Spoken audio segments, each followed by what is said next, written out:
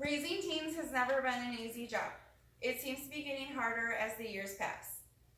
Teens are similar to children going through their terrible twos because they're both trying to gain their independence.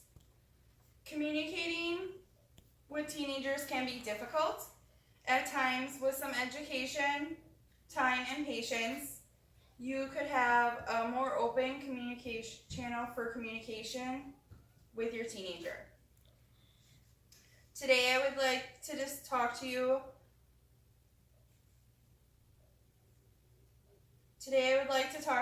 about some resources that are available for parents of teens, some points to help you have more open communication, and things that you should avoid doing when trying to communicate with your teen. Our teens rely so much on the internet and social media today. Sometimes it can be hard for them to open up to mom and dad. Not only is there bullying in schools, but kids are being bullied on social media, in text message, and much more. They're also dealing with the stress of school, extracurricular activities, and maybe jobs as well. There are many articles and resources for a variety of topics. I found a website called The Learning Community that have resources for teen drivers, unpopular kids, drinking, bullying, and eating disorders, just to name a few. They have videos and articles that you can watch and check out some information on those. I have also found that your physician could be a very good resource for you if you're having difficulties with your teen. Schools can be a great resource. They can be extremely helpful when needed, and school counselors and social workers can give you help and advice if you are having difficulties with your teen. Sometimes teens feel a bit more comfortable talking to their counselors or teachers at school. Parents often assume that their child enters middle school or high school and they don't have to be as involved as much. This is far from the truth. They still need you to have their back and support them and help them succeed.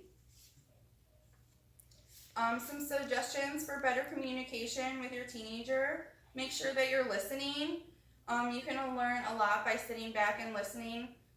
Your teen might feel more willing to share information if they don't feel like they're being pressed for information. You want to make sure that you're giving them praise. Adolescents need self-esteem boosts, not just younger children. You want to make sure that they know that you have faith in them, that they can do a good job in whatever they're doing. And even though some teens may act like they don't want you around or that they don't like you, they still would like your approval. You want to make sure that you're controlling your emotions. Teens are less able to control their emotions or think logically when they are upset. If you're upset, make sure that you take time to calm down before discussing the situation again. You want to make sure that you do activities together. You can use driving time as a great time to have conversations to see what's going on in your teen's life. See if they need help with anything, or if they need some advice, or if they just want to chat. Make sure that you tell them stories about your childhood and what it was like growing up. You want to have shared interests, like maybe music, something that you can go and do together, something that you guys would enjoy, and something that you guys could have a conversation about.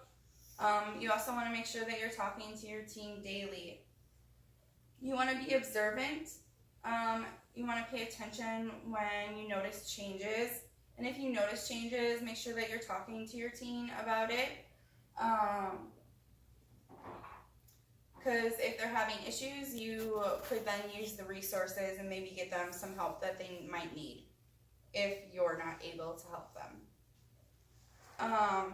You also want to be supportive. You want to make sure that you're helping them take responsibility. Talk to them about topics such as safe sex, drinking, and drugs, and make a plan for what they should do with them, or make the plan with them of what they should do if they should encounter those things.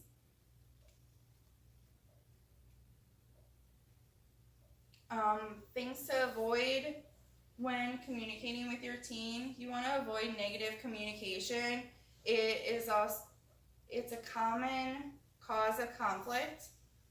You want to avoid nagging and yelling and harsh criticism.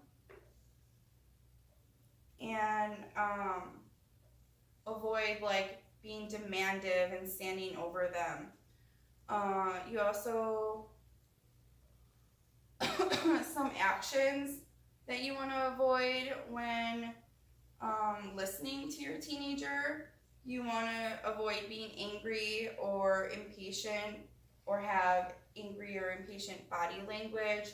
That could mean that you're not interested in what they're saying, or that you don't want to have this discussion and they might stop talking. You want to avoid using statement or use statements, and instead use I statements, like, if I don't know where you are, then I worry about you. And then you also don't want to assume.